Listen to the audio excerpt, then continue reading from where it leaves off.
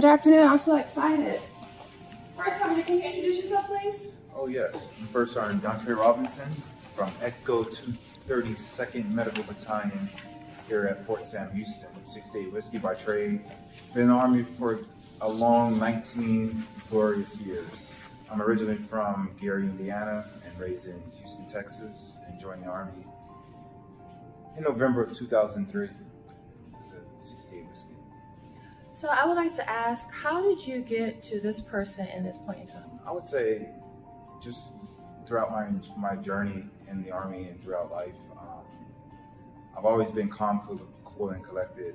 Was that a learned behavior or taught? I think it was taught by my mom. My mom is the same as me. She's calm, cool, collected all the time. Like you never know when she's mad, never know when she's upset, never know her, what she's thinking or whatnot. So I think growing up in our house, she taught me all that.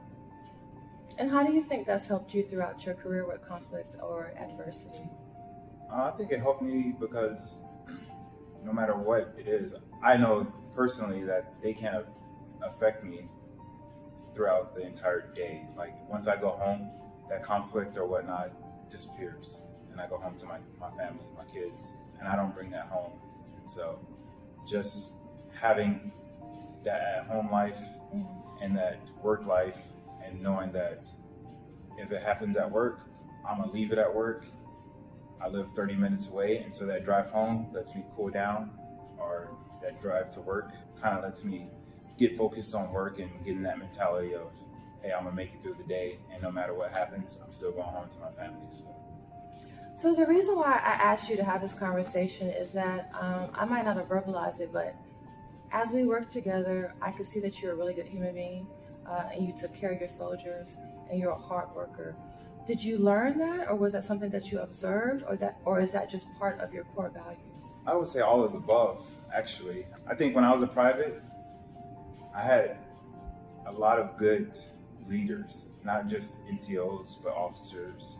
I come from a strong female family, so their hard work and all that stuff kind of got instilled into me at a young age. I played team sports, so throughout my life, so you can only imagine trying to play sports year-round, 4 different sports, just building that team cohesiveness, taking care of each other, looking out for each other.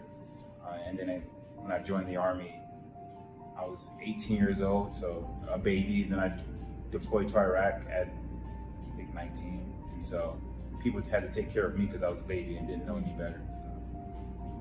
So when you're I want to backtrack because we worked together at Delta Company 232, and you and I didn't always get along, but you still treated me with dignity and respect. With that being said, is that just something that's instilled in you, or did you learn that? Did you journal? How did you get to the point where you can have a disagreement with somebody but still treat them with dignity and respect? I think it comes from your upbringing.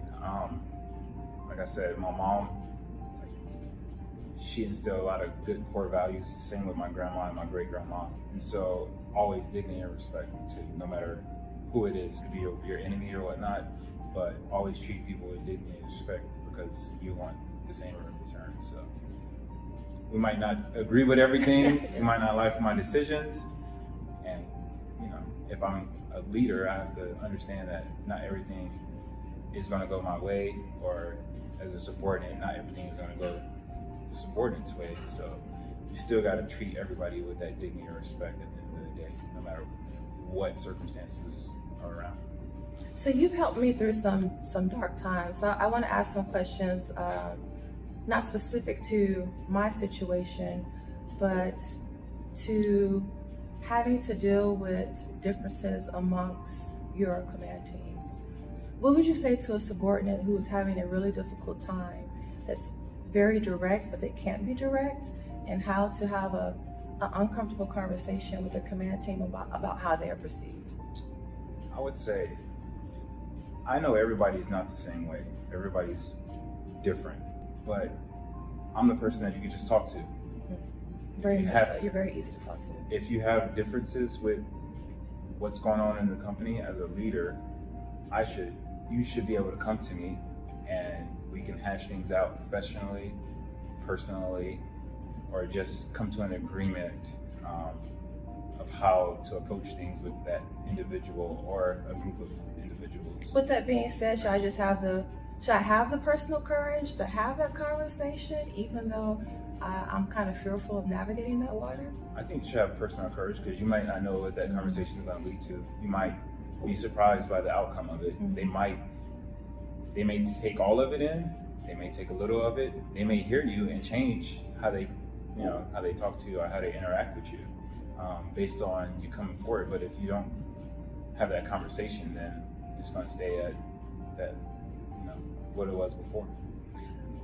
And in your opinion, when would being direct become confrontational or disrespectful when you're trying to voice how your command team is perceiving you?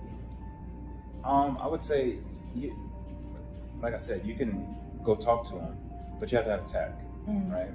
And what is tact though? So you have to be professional, even though you might get emotional or it might be coming from the heart. It might not come off, how you want it to come off, or it may not be perceived by the people that you're trying to talk to, the command team or whatnot, or your supervisor or whatnot. But as long as you're professional with them, not cursing, body language is a big key in how we communicate too. So as long as we're not doing that stuff, then you should be fine. I want to talk about another situation where, as drill sergeants, I wouldn't say it's very competitive, but it tends to be where there's like a pecking order. What would you tell a fellow drill sergeant about a conversation that they had heard about them with two other drill sergeants that was not true, but everybody was thinking that was true? Would you have them confront that, or would you have them leave it alone? What kind of advice would you give them? I wouldn't necessarily confront them. I would bring them to my chain of command, especially if you guys are the same rank or you might be a subordinate of them. I would take it, to my first sergeant and my commander, or possibly a senior drill sergeant to help me out and navigate through that situation. If they're talking stuff about you behind your back, then it's obviously going to not be a great conversation. It might be something that you can't control emotionally, or words might come out that are going to later on look like you are attacking them, even though they were behind your back talking nonsense about you. So if you have that third party in there to hash out things, that's probably the best option. And then you also have your other services that you can go to get some feedback and try to squash the rumors or from the naysayers or whatnot. Can you share a time where you had to deal with adversity or conflict within your career, and how did you resolve that, and what were the outcomes? Conflict. That you can share. Conflict. Pretty a non-conflict person, but I would say I was in Germany. I was a specialist. Just got my P status, but there's a lot of us. There's a lot of E4 and below in our medical platoon, and never forget this. We're doing PT. It was just E4s. The NCOs were actually watching us do PT from the from the barracks window, and it was raining, and one soldier, he didn't want to do the exercises. I'm like, so like everybody else is doing the exercise and you're not doing it. So what's the problem? We're the same rank too. He was a specialist promoted too, and I'm like, that's not legal. And so he was yelling back at me in front of everybody, and I don't like people trying to challenge me in front of people. So I kind of had a cool head, but he had walked off from formation, and the NCOs saw that, and they gathered both of us together, and they were like, "What was going on?" And he was like, "I didn't want to do PT," and the NCOs were like, "Well, you're in formation or whatnot, and you're supposed to be conducting PT with Specialist Robinson." And so he was like, "Well, Specialist Robinson was disrespecting me." I was like, "No, I'm not." I was like, "I was just trying to lead PT because the NCOs asked me to lead PT." And so the long story short, they made him write me a letter apologizing to me for disrespecting me in front of the rest of the, the E4 Below Mafia and whatnot. So. Do you feel as though that most conflicts are just your perception or your reality of the situation that's going on, or just a miscommunication? Absolutely, miscommunication.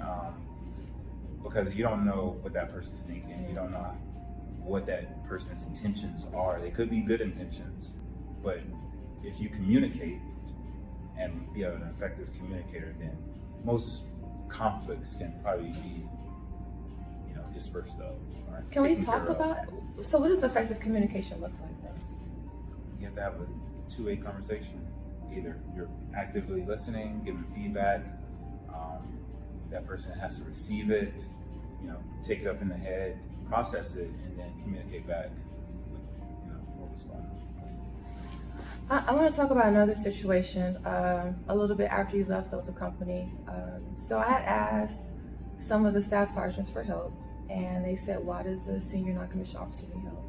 And I kind of took that personal, and they were doing that in front of soldiers. And so I got to the point where I was just telling everybody to fuck off, fuck you. And one of them kept poking the bear. And I was like, if you don't get out my face, I'm gonna put my hands on you.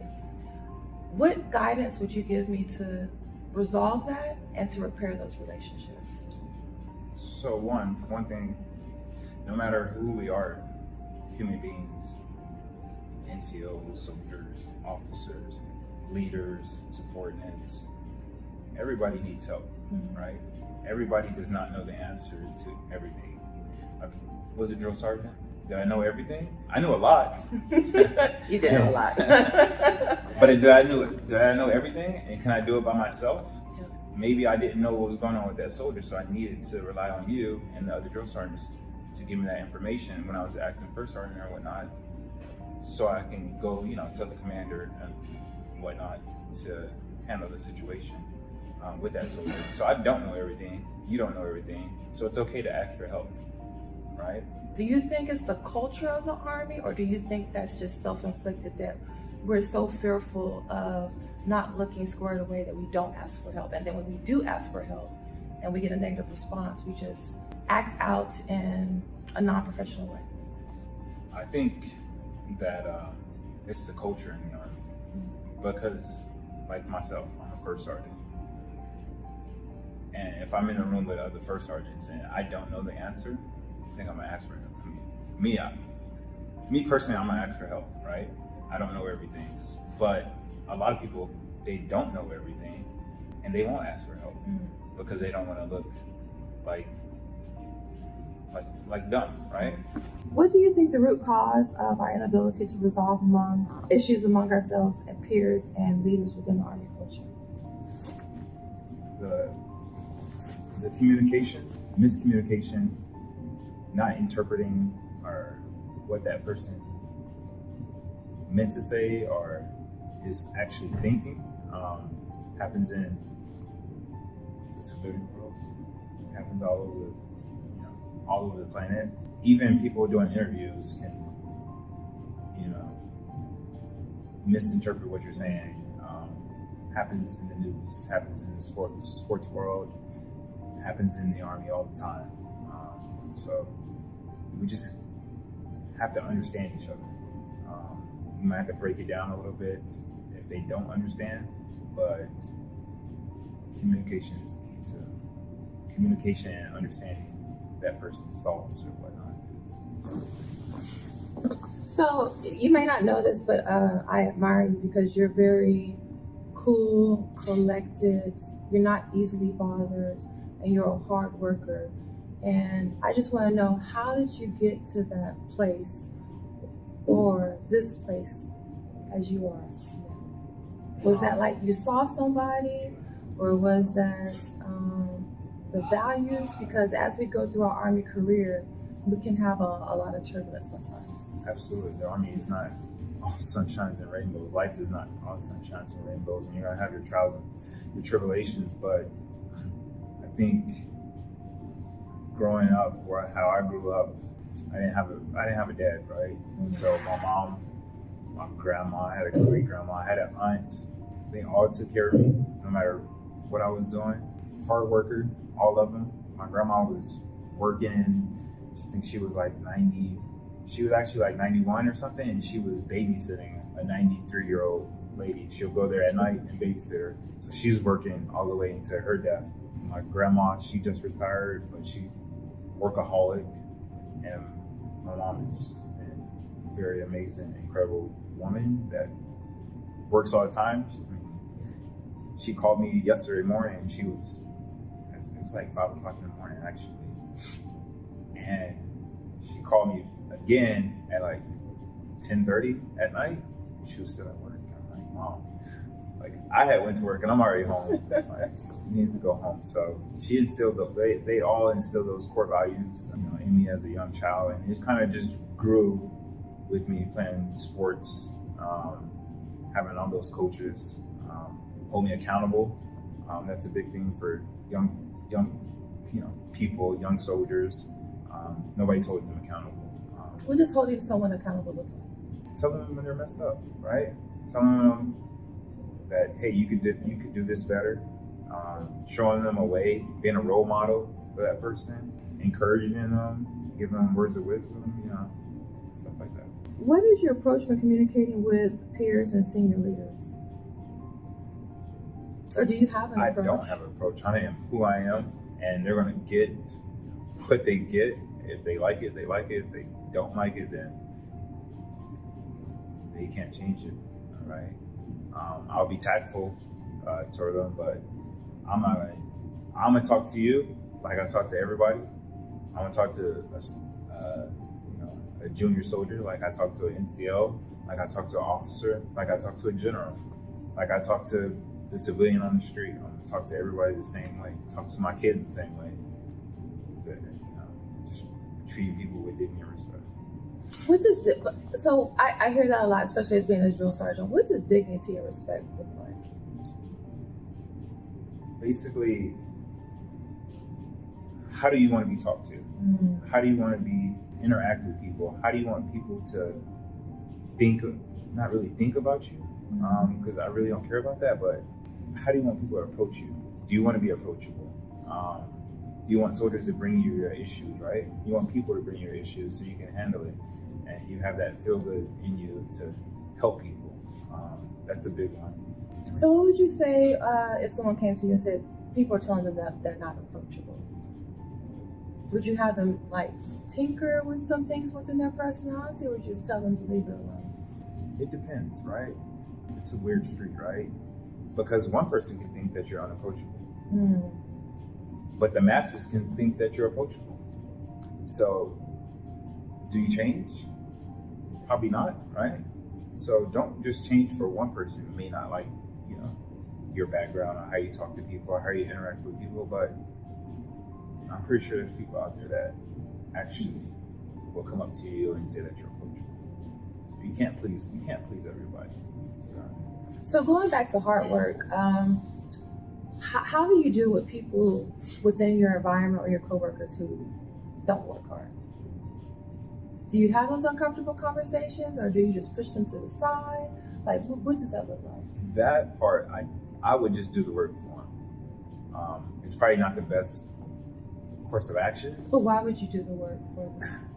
Because I want the work done right, and if I could just do it myself, it might take 5 minutes, rather than sitting there explaining to somebody that's going to take 15 to 20 minutes when I need something done right then and there.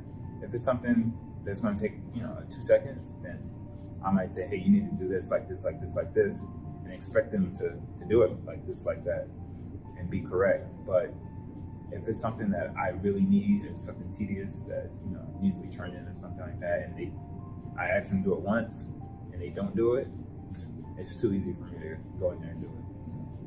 Do you think in the drill sergeant and cadre culture, it's easier for us to get away with not doing our part or our share? No, I think as a cadre drill sergeant, you have to be a team player. If you have a good team and everybody's bought into that, taking care of the soldiers and helping people to the left, your fellow drill sergeants, because it's small dynamic, right? What does that small dynamic look like or consist of? Just a group of, what is it, like 12 to 16 people. So you need everybody to be on the same page because you have to move up to 400 soldiers.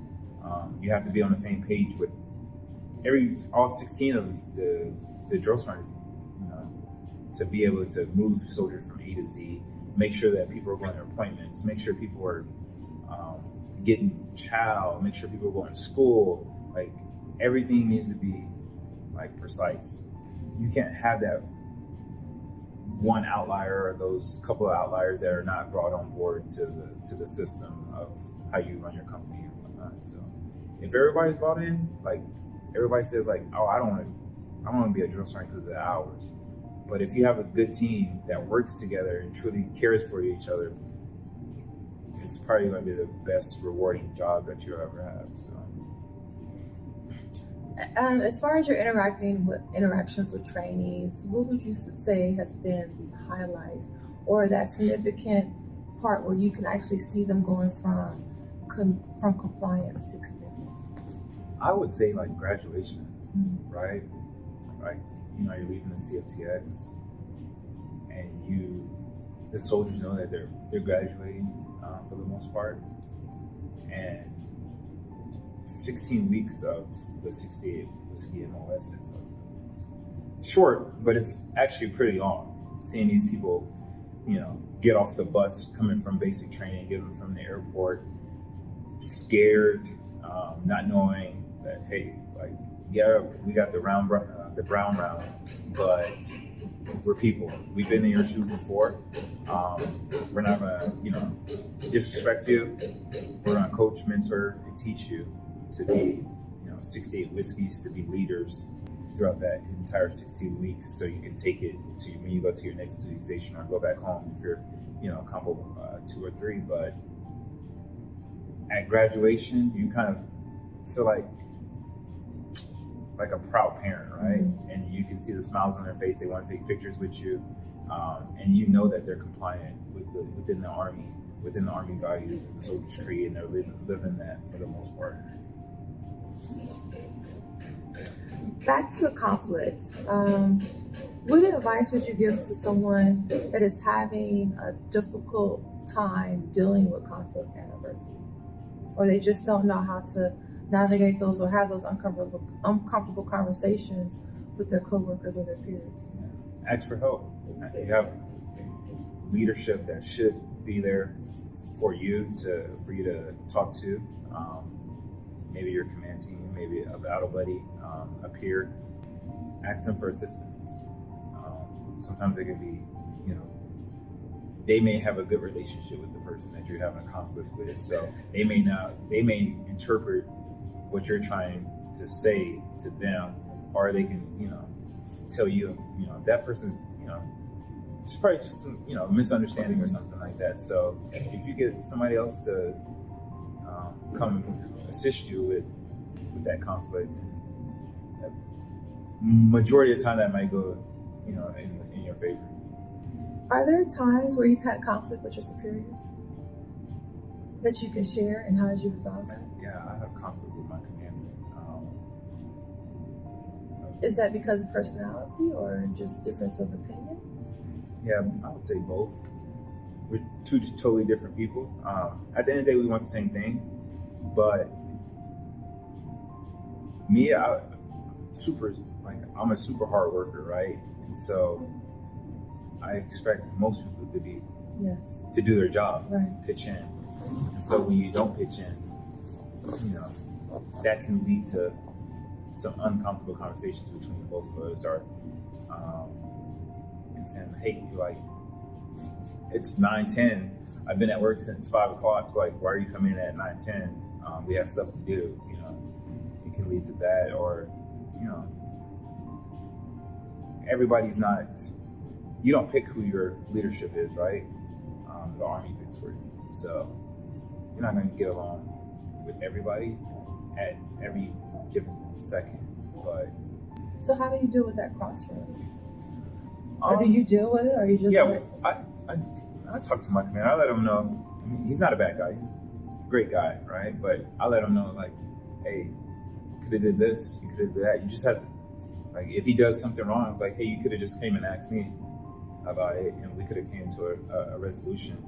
And most of the time, he's like, you know what, I overreacted or something like that, or I probably shouldn't send that email. I probably should have came and saw you first or something like that before I sent that email, or went to go talk to the drill sergeants about something that you already knew about and you already, have taken care of.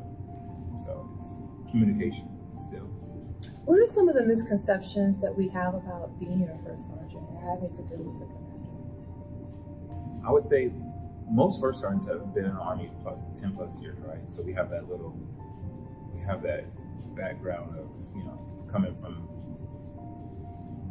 baby private to now, senior and non-commissioned officers. The commanders can be in the Army for 4 years or whatnot, so they don't have that much experience with different processes or whatnot. Yeah, there's probably pretty smart,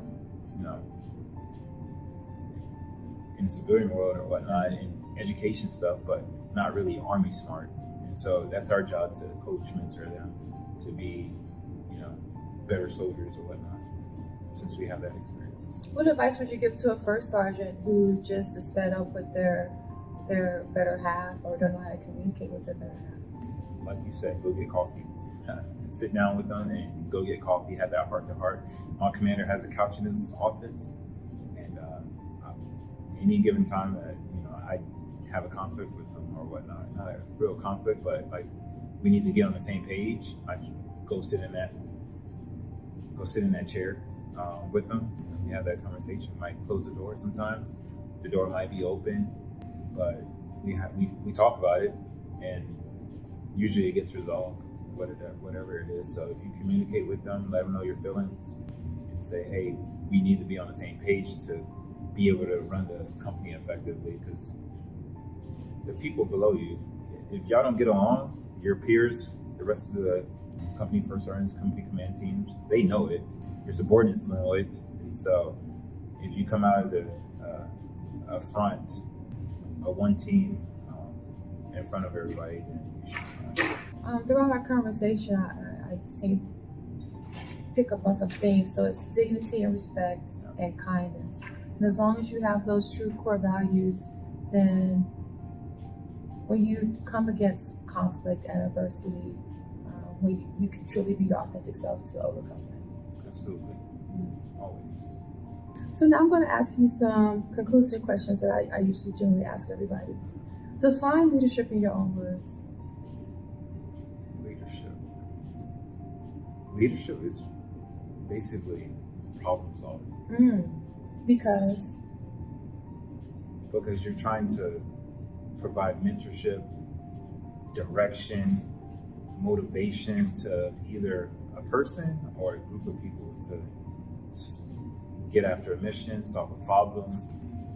I think General Colin Powell said, once a soldier stops bringing you their problems, then you became an ineffective leader, right? So if they bring you your problems and you help them navigate, from A to Z and get around those obstacles in the middle, then pretty much probably a good leader, and they might bring more problems to you that you can solve. So. What would you want your younger Army self to know? That there's a lot of bumps and bruises in this thing called the Army. Not everything's a smooth sailing. Not everything's a straight road. There's a lot of curves in the road. There's a lot of, we carry a rucksack as soldiers, right? And usually, you want, if you're going, 20 years, you want that rucksack to sometimes be empty. Because if you have it full, right, you're going to be struggling at the end, right? Or in the middle or whatnot. So all those problems that you have, whether it's in personal, whether it's professionally, take care of it so that rucksack can be empty. You can carry on the mission. What is your greatest professional regret that you can share? Greatest professional regret? Or personal regret? Personal regret, I would say you gotta take care of your family, right? Yeah. The Army's gonna be here. The Army goes rolling along, and so you have to leave work at work. So why do you think that some of us don't know how to do that? Like we consistently like work 12, 14-hour days when we're really not getting nothing done. We're just being seen. It's a culture. Growing up in the old, on the line unit or whatnot, mission. And so a lot of times we're just doing a mission, in the motor pool, waiting, and we're at work for what reason? And so I think as you grow older, you're like, hey, I got this mindset of holding people here to past what time it should be here. The Army most people should be going home at 1700. There shouldn't be people not probably in this environment, but in the Army, 1700 should be cut off for everybody. And then obviously you should have your family day, but it needs to be a cutoff. Like the Army will go rolling along. We will, if something happens in the world, we will win that fight. So take care of your family and be there for your family. Make those events that you need to make. Kids' birthdays, school plays, all that stuff. If you were to create a mantra, what would your mantra be and why? Besides cool, calm, and collected. Never change. Never change. Probably my favorite Jay-Z song. So how would you get me to the point somewhere I never change? Would you have me do some homework? Would that just be like coming to see you once a week? How would you mentor me through Drill Sergeant Thomas? This is who you are. Don't change for anyone. You have to know who you are, right? You have to know everything about yourself, because the outside, they don't know everything about you. They may think they know you, they don't know you. And so if you know yourself, you know what your worth is, you know what kind of person you are, you would know that, hey, I'm not changing for nobody. What is your biggest lesson learned over the course of your career as of today? Biggest lesson learned: taking care of people.